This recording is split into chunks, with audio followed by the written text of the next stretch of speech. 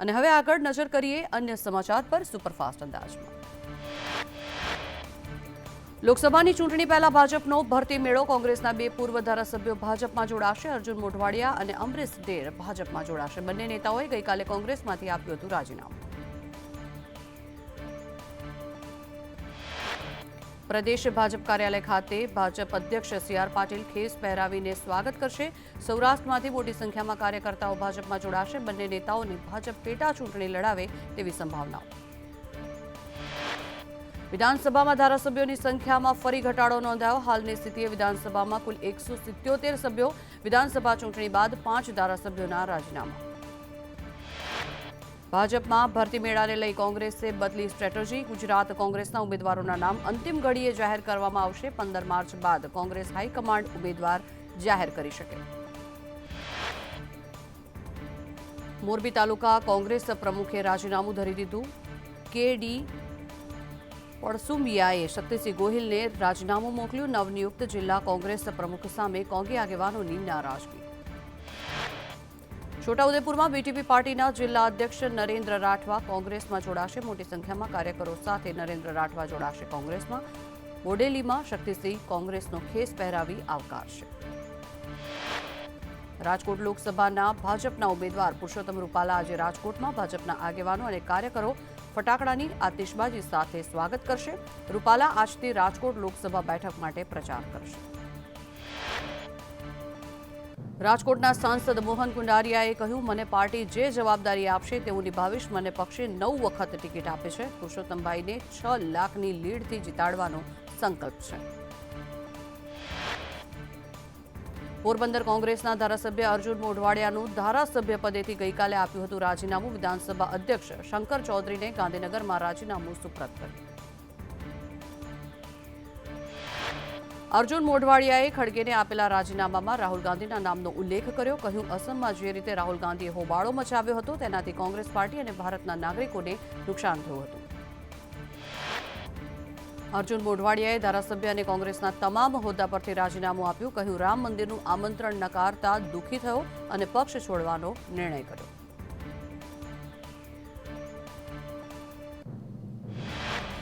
કોંગ્રેસ પક્ષે વિચારવાનું છે કે મારા જેવા કાર્યકરે કેમ કોંગ્રેસ છોડી। આજે હું આત્મમંથનમાંથી મુક્ત થયો છું। હું ભાજપમાં જોડાવાનો હોઈશ એ લોકોની ઉદારતા હશે। મોઢવાડિયાએ કહ્યું કે મને કોઈ ડરાવવા માટે આવ્યું નથી। છેલ્લા ઘણા સમયથી ગૂંગળામણ અનુભવતો હતો। મારે કોઈની સામે ફરિયાદ નથી। સી.આર. પાટીલ સાથે મુલાકાત બાદ પ્રદેશ કોંગ્રેસના કાર્યકારી અધ્યક્ષ અમરીશ ડેરનું રાજીનામું। ઈમેલ દ્વારા રાજીનામું ધરી દીધું। આજે કેસરીઓ ધારણ કરશે। અમરીશ ડેરે કોંગ્રેસમાંથી રાજીનામું આપ્યા બાદ કહ્યું, ભગવાન શ્રી રામ પરની આસ્થાને ધ્યાને લઈ કોંગ્રેસ છોડી અને ભાજપમાં જોડાઈ રહ્યો છું।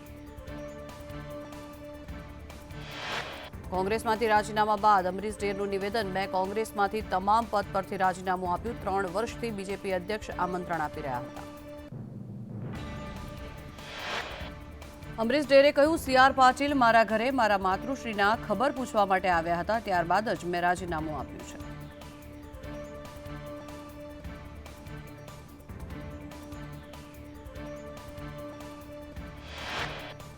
અમરીશ ડેરે કહ્યું કે ભાજપ જે જવાબદારી મને સોંપશે તે હું સ્વીકારીશ। લાગણી હોય ત્યાં સોદા ન હોય। કોઈ હોદ્દો મહત્વનો નથી, સેવા મહત્વની છે।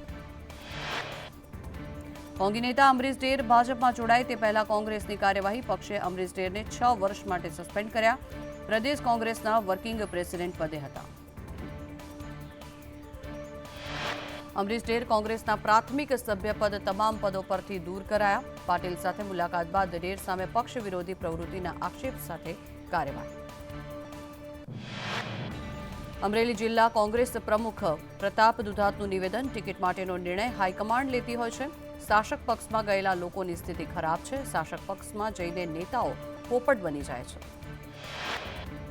કોંગ્રેસ નેતાઓના પક્ષ છોડવા અંગે ભરતસિંહે કહ્યું કે નેતાઓના જવાથી પક્ષ નબળો પડી શકે, પણ ચૂંટણીમાં આખરી નિર્ણય જનતા જ કરતી હોય છે। કોંગ્રેસ છોડવાની અફવાઓ વચ્ચે ધારાસભ્ય કાંતિ ખરાડીનું નિવેદન સામે આવ્યું। ખરાડીએ કહ્યું કે હું ક્યાંય જવાનો નથી। ભાજપના કાર્યકર્તાઓ ખોટી અફવા ફેલાવે છે। ધારાસભ્ય ખરાડીએ કહ્યું કે મારા મતદાતાઓને વિશ્વાસ છે કે હું ક્યાંય નહીં જાઉં। કોંગ્રેસે મને આટલું આપ્યું હોય તો પછી મારે પણ વિચારવું પડે। નવસારી જિલ્લામાં કોળી આગેવાન ધર્મેશ પટેલે રાજીનામું ધરી દીધું. વર્ષ 2019માં CR પાટીલે સામે ચૂંટણી લડ્યા હતા. મંગળવારે પાટીલની હાજરીમાં ભાજપમાં જોડાશે. તાપીમાં આમ આદમી પાર્ટીને ઝટકો. પ્રદેશ જોઈન્ટ સેક્રેટરી બિપિન ચૌધરીનું રાજીનામું. બિપિન ચૌધરી ભાજપમાં ઘર વાપસી કરે તેવી શક્યતા. 2022માં વ્યારા બેઠક પરથી આપના ઉમેદવાર હતા.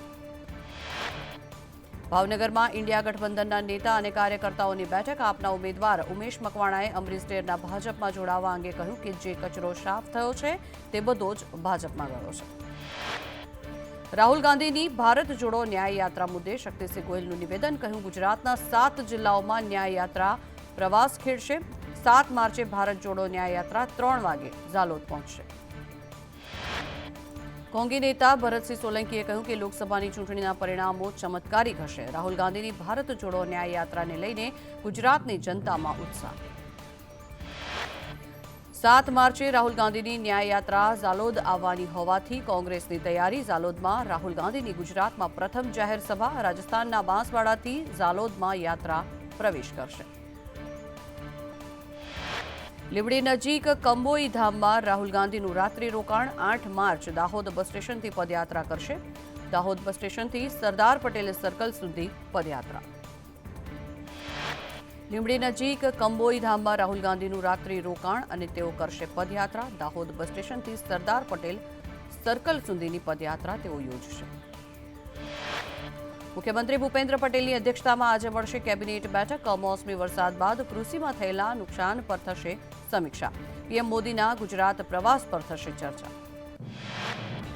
જૂનાગઢમાં મહાશિવરાત્રી મેળાનો આજથી પ્રારંભ. ભવનાથની તળેટી હર હર મહાદેવના નાદથી ગુંજી. ભવનાથ મંદિરમાં ધ્વજા ચઢાવી મેળાનો પ્રારંભ કર્યો. સાધુ સંતની હાજરીમાં મંદિર પર ધ્વજા ચઢાવાઈ. ભવનાથ મંદિરમાં ધ્વજા ચઢાવ્યા બાદ ધૂણાઓ પ્રગટાવવામાં આવ્યા. ભવનાથમાં અન્ન ક્ષેત્રો ખુલ્લા મૂકવામાં આવ્યા. 8 માર્ચ સુધી મહાશિવરાત્રીનો મેળો ચાલશે.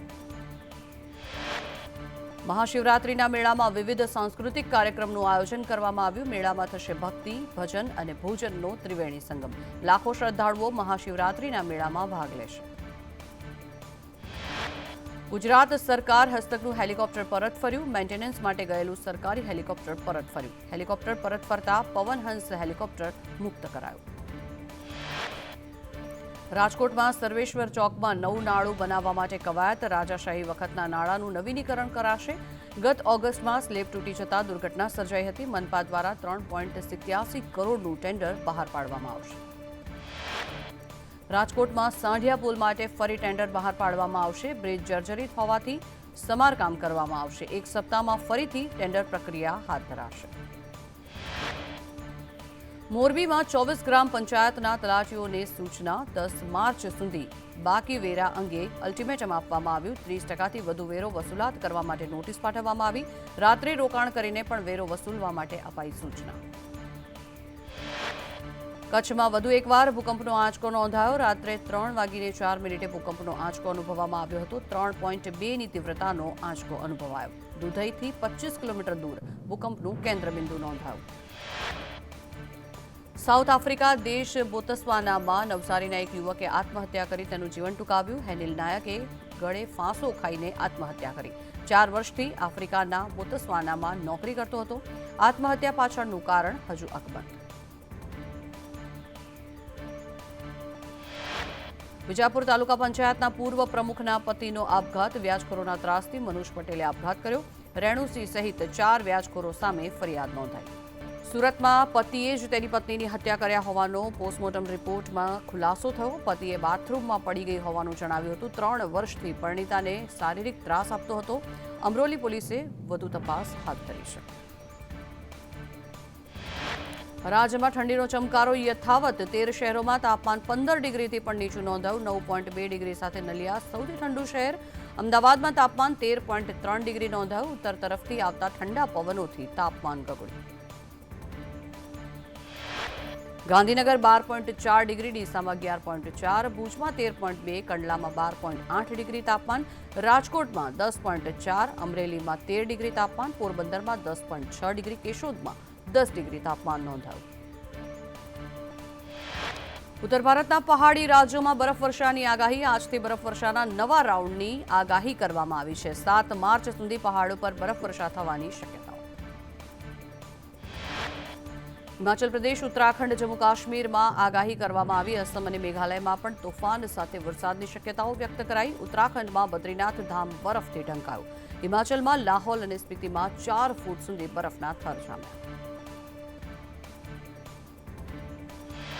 જમ્મુ કાશ્મીરના ગુરેઝ અને ગુલમર્ગમાં બરફવર્ષા અનેક સ્થળે બરફ હટાવવાની કામગીરી હાથ ધરવામાં આવી રહી છે શાળાએ જતા બાળકો બરફ ખૂંદીને જોઈ રહ્યા છે હિમાચલ પ્રદેશમાં 650થી વધુ રસ્તાઓ છેલ્લા 3 દિવસથી બંધ ઉત્તર ભારતના પહાડી રાજ્યોમાં ભારે હિમવર્ષા વરસી પંગી વેલી અને ચંબા સહિતના વિસ્તારોમાં બરફના થર જામ્યા જનજીવન પ્રભાવિત રાજ્યના લાહોલ અને સ્પીતિ જિલ્લામાં પણ સતત બીજા દિવસે ભારે બરફવર્ષા થઈ રોડ રસ્તા પર બરફના થર જામી જતા વાહન વ્યવહાર પણ ખોરવાયો સિરમૌર અને સોલન જિલ્લામાં સ્થિતિ કપરી બની 4 થી 5 ફૂટ સુધી બરફ જામી જતા લોકજીવન પણ અસ્તવ્યસ્ત થયું તંત્રએ રસ્તા પરથી બરફ હટાવવાની કામગીરી શરૂ કરી જમ્મુ કાશ્મીરમાં બરફના વરસાદ વચ્ચે સ્નો માર્શલ આર્ટ ટ્રેનિંગ કેમ્પનું આયોજન કરવામાં આવ્યું ટ્રેનિંગ કેમ્પમાં 20થી વધુ બાળકોએ ભાગ લીધો વડાપ્રધાન નરેન્દ્ર મોદી તેલંગાણાના 2 દિવસના પ્રવાસે સાંગારેડ્ડી વિસ્તારમાં 62,000 કરોડની અનેક પ્રોજેક્ટનું ઉદ્ઘાટન કરવામાં આવશે અહીં જાહેર જનતાને સંબોધિત પણ કરશે આજે કેન્દ્રીય ગૃહપ્રધાન અમિત શાહ મહારાષ્ટ્રના અકોલા જલગાંવ અને છત્રપતિ સંભાજીનગરની મુલાકાત લેશે ભારતીય જનતા પાર્ટી દ્વારા આયોજિત ચૂંટણી સંબંધિત બેઠકો અને કાર્યક્રમોમાં હાજરી આપશે